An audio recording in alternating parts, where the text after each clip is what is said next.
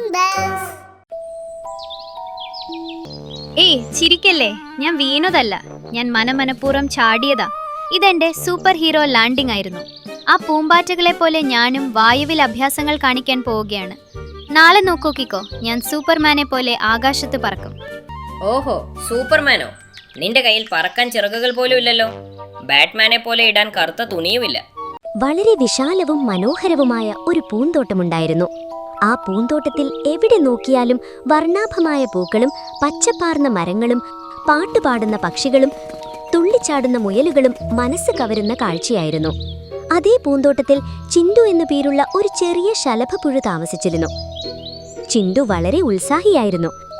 പക്ഷെ അവൻ ഒട്ടും ക്ഷമയുണ്ടായിരുന്നില്ല. അവൻ എന്ത് ചിന്തിച്ചാലും അത് ഈ നിമിഷം തന്നെ നടക്കണമെന്ന് അവന് നിർബന്ധമായിരുന്നു. ഒരു പ്രഭാതത്തിൽ മഞ്ഞുതുള്ളികൾ തിളങ്ങുന്ന ഒരു പച്ചിലയിലൂടെ ചിണ്ടു പതുക്കെ ഇഴയുകയായിരുന്നു. ഇല കടിച്ചു തിന്നുന്നതിനിടയിൽ അവൻ മുകളിലേക്ക് നോക്കി. ആകാശത്ത് വർണ്ണാഭമായ പൂമ്പാറ്റക്കൂട്ടങ്ങൾ പറക്കുന്നുണ്ടായിരുന്നു. അവ പൂക്കളിൽ ഇരിക്കുന്നതും വായുവിൽ അഭ്യാസങ്ങൾ കാണിക്കുന്നതും കണ്ടപ്പോൾ ചിണ്ടുവിന്റെ മനസ്സ് വിഷമത്തിലായി. ഇവ എത്ര ഭംഗിയാണ് പറക്കുന്നത്. ഞാൻ ഈ ഇലയിൽ കിടന്ന് ഒരു ഒച്ചിനെ പോലെ ഇഴയുന്നു. പകൽ മുഴുവൻ ഇല തിന്നുകയും പതുക്കെ നടക്കുകയും ചെയ്യുക എനിക്ക് മടുത്തു. എനിക്കും ആകാശത്ത് പറക്കണം, മേഘങ്ങളെ തൊടണം. ഇപ്പോൾ ഈ നിമിഷം തന്നെ എനിക്ക് പറക്കണം. അപ്പോഴാണ് നീളമുള്ള ഒരു പുല്ല് കണ്ട് അവനൊരു ബുദ്ധി തോന്നിയത്. ചിണ്ടുവിന് ഒട്ടും ക്ഷമയില്ലായിരുന്നു. അതുകൊണ്ട് പറക്കാൻ വേണ്ടി അവൻ വിചിത്രമായ പരീക്ഷണങ്ങൾ തുടങ്ങി. ആദ്യം അവനൊരു നീളമുള്ള ഒരു പുൽത്തകിടിക്ക് മുകളിൽ കയറി. ശക്തമായ കാറ്റ് വരുമ്പോൾ താൻ അതിനൊപ്പം പറന്നുയരുമെന്ന് അവൻ കരുതി. പെട്ടെന്നൊരു ശക്തമായ കാറ്റ് വീശി. കാറ്റിൽ പുല്ലാഞ്ഞു വീശിയപ്പോൾ ചിണ്ടു ദൂരേക്ക് തെറിച്ചുപോയി. അവൻ ഉരുണ്ടുരുണ്ടി ചെന്ന് വീണത് ഒരു മുള്ളുചെടിക്കുള്ളിലായിരുന്നു. പിന്നീട് അവൻ ഒരു സൂര്യകാന്തിപ്പൂവിന് മുകളിൽ കയറി.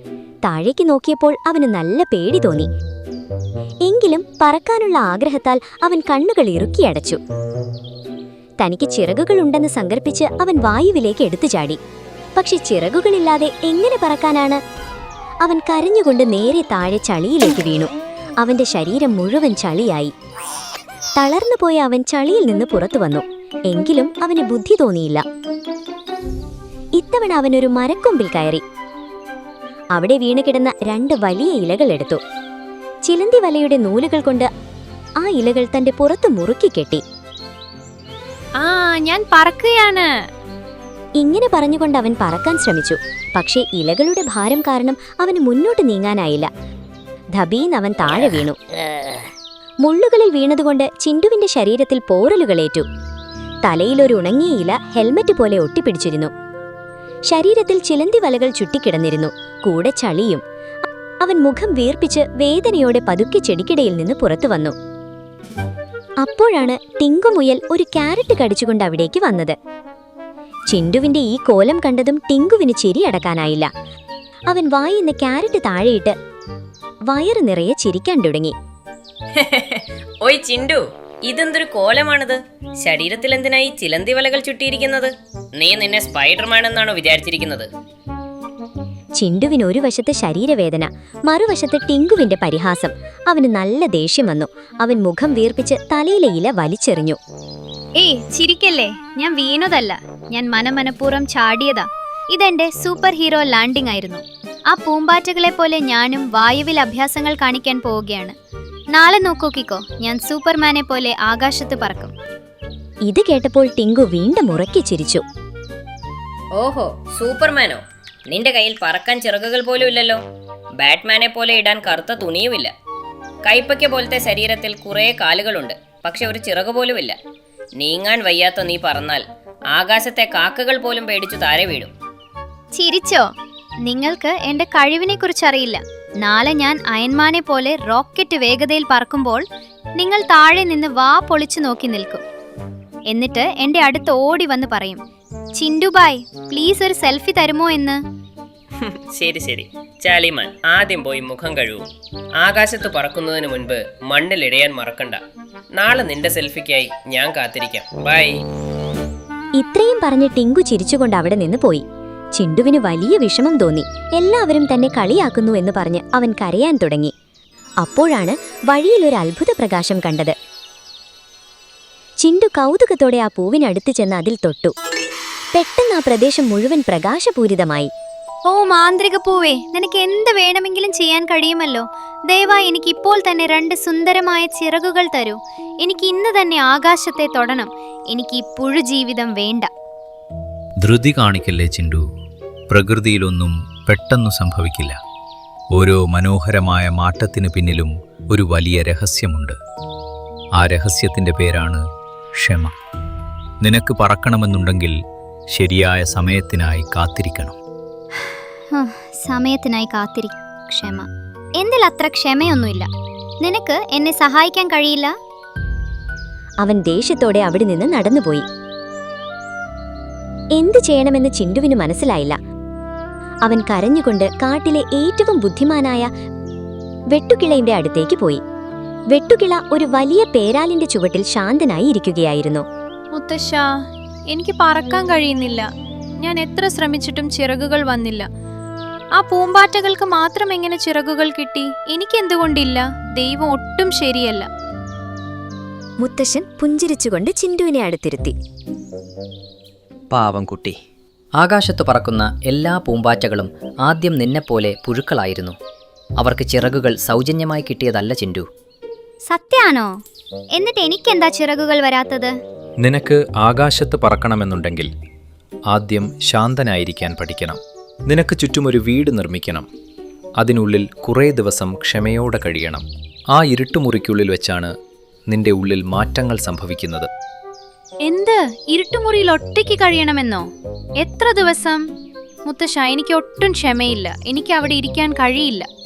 നീ ക്ഷമ കാണിച്ചില്ലെങ്കിൽ ജീവിതകാലം മുഴുവൻ ഇലകളിൽ ഇഴയുന്ന പുഴുവായി തന്നെ തുടരും.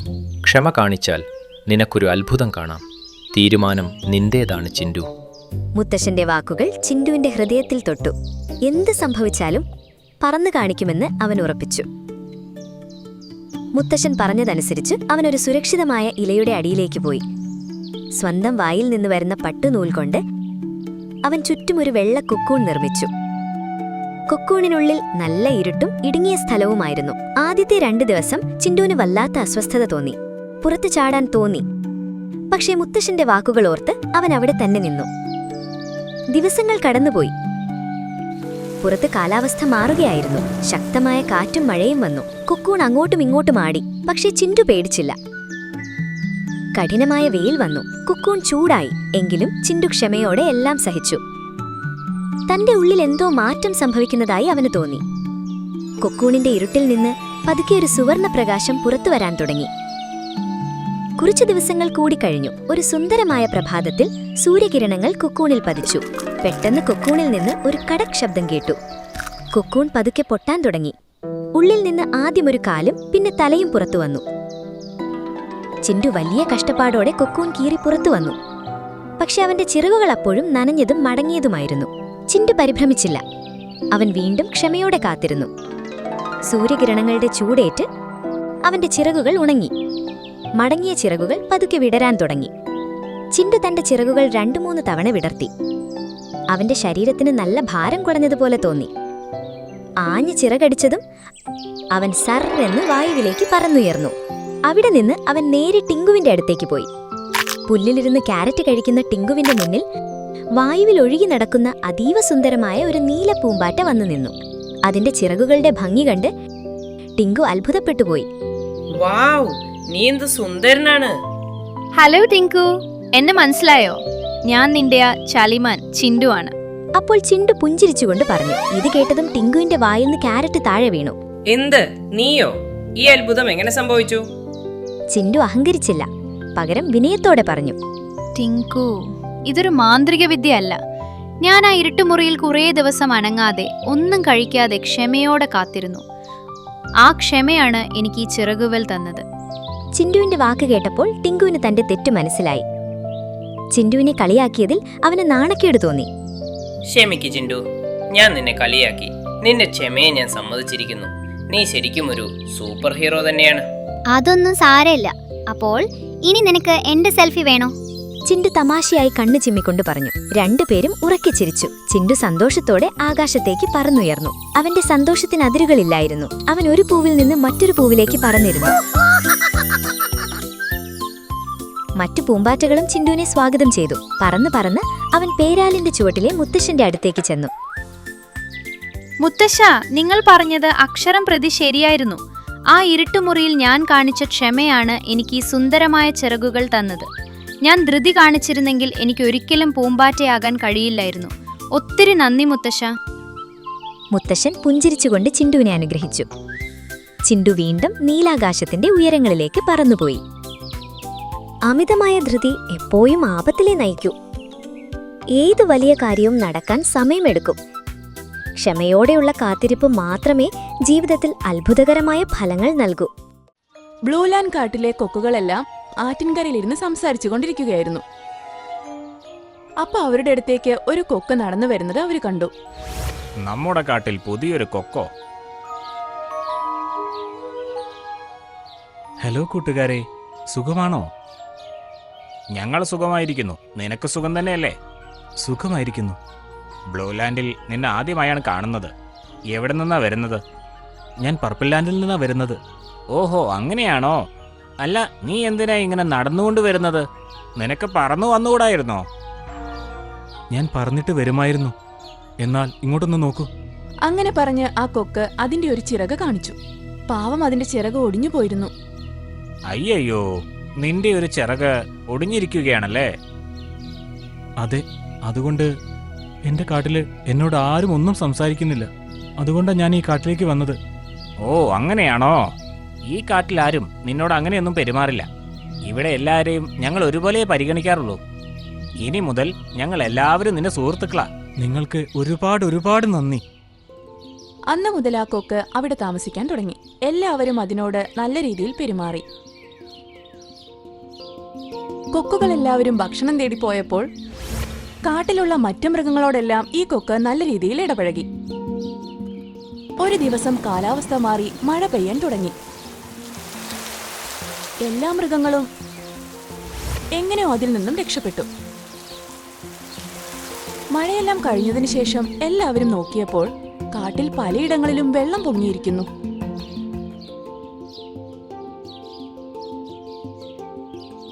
ഇവിടെ ഒരുപാട് മഴ പെയ്തല്ലോ. കാട്ടിൽ എല്ലാ ഭാഗത്തും വെള്ളം നിറഞ്ഞിരിക്കുന്നു.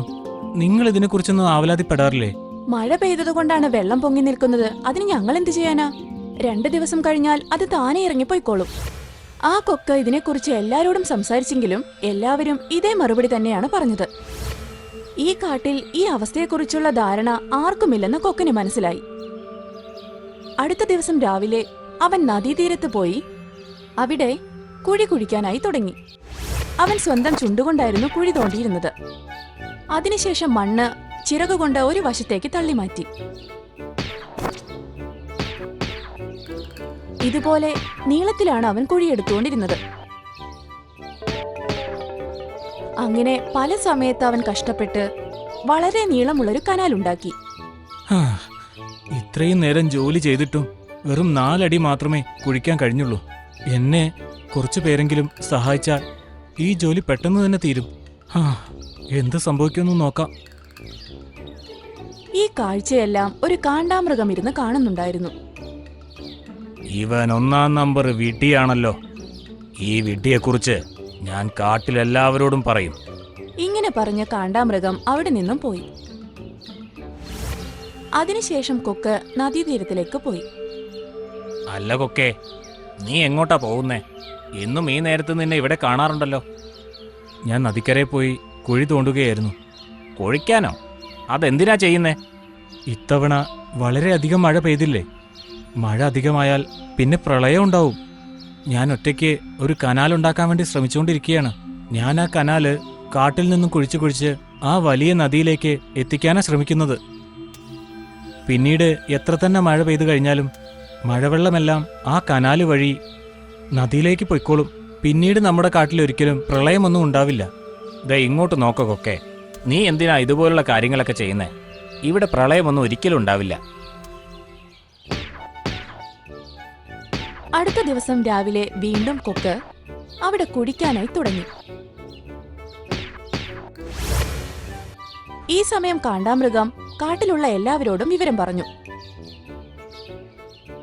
ആ വിഡ്ഢിയായ കൊക്ക് ഒരു കാര്യവുമില്ലാതെ നദിയിൽ നിന്നും കാട്ടിലേക്ക് ഒരു കനാൽ ഉണ്ടാക്കിക്കൊണ്ടിരിക്കുക. അതായത് കാട്ടിൽ പ്രളയമുണ്ടായി പോകുമോ എന്ന് അത് പേടിക്കുന്നുണ്ട്. എന്നാൽ ഇതൊന്നും ആ കൊക്കിനെ ഒട്ടും ബാധിച്ചില്ല. അവൻ വീണ്ടും ശ്രമം തുടർന്നു. ഏകദേശം 15 ദിവസം കൊണ്ട് കൊക്ക് വളരെ കഷ്ടപ്പെട്ട് നീളമുള്ളൊരു കനാൽ ഉണ്ടാക്കി. അതിനുശേഷം അവൻ നദീതീരത്ത് വിശ്രമിക്കുകയായിരുന്നു.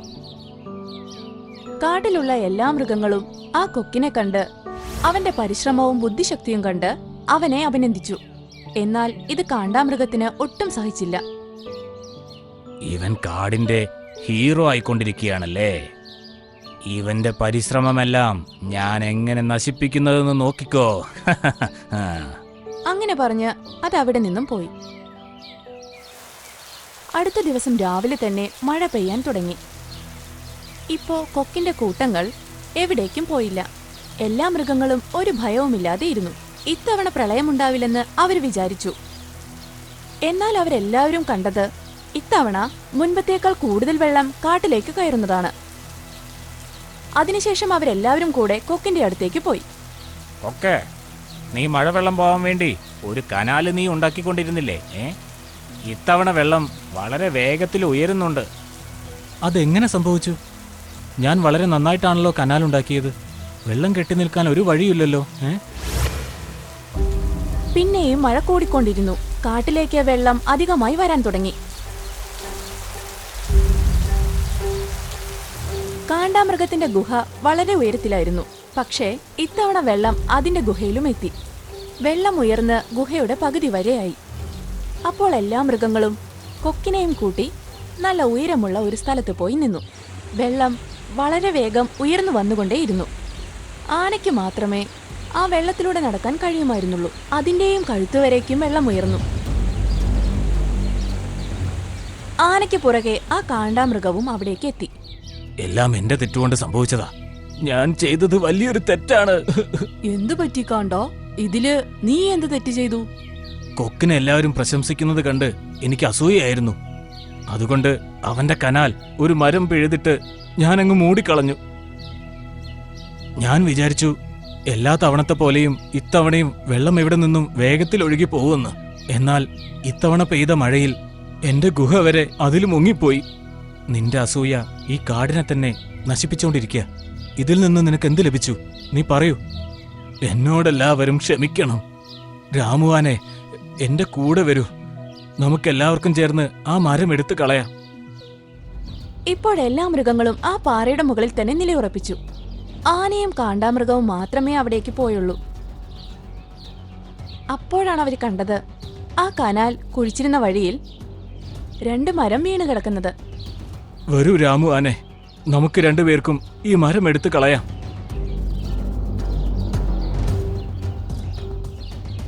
ആ സമയം ആനയും കാണ്ടാമൃഗവും ചേർന്ന് ആ മരങ്ങൾ എടുത്തു മാറ്റിയ ഉടനെ അവിടെ ഉണ്ടായിരുന്ന വെള്ളം മുഴുവൻ നദിയിലേക്ക് ഒഴുകിപ്പോയി.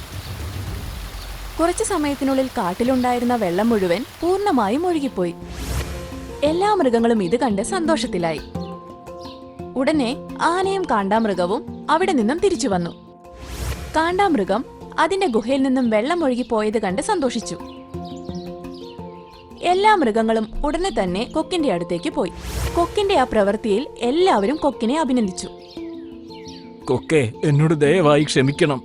ഇനി ഞാൻ ആരോടും ഒരിക്കലും അസൂയ കാണിക്കില്ല. നീ ഇല്ലായിരുന്നെങ്കിൽ ഈ കാട് ആകെ നശിച്ചു പോയേനെ.